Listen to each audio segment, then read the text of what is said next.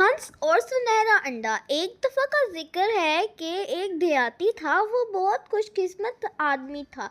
उसके पास एक हैरत अंगेज हंस था। हंस हर रोज़ एक सोने का अंडा देता था। किसान सोने का अंडा जमा करता और अपने जादुई हंस का शुक्रिया अदा करता। वो अंडे को बाजार ले जाता और अच्छी कीमत पर बेचता। दिन ब दिन किसान अमीर और मगरूर होता जा रहा था। उसकी हवस भी बढ़ती गई।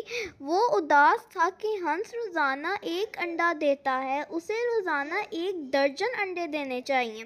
वो बहुत जल्द अमीर तरीन आदमी बनना चाहता था। एक दिन किसान अपने पैसे गिन रहा था तो उसका सब्र टूट गया। उसके जहन में एक ख्याल आया कि अगर वो हंस को मार कर उसे खोल कर काट दे तो उसे हंस के अंदर सोने के सारे अंडे मिल सकते हैं। उसने उस पर सोचा।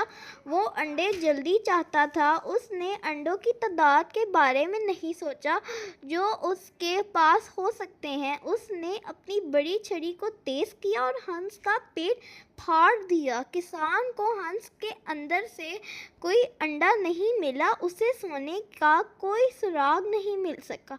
अब इसका हंस भी मर चुका था जो से उसे रोज़ाना एक अंडा देता था। हमें इस कहानी से क्या सबक मिलता है बच्चों? तो हमें इस कहानी से सबक मिलता है कि लालच नुकसान का बायस बनता है।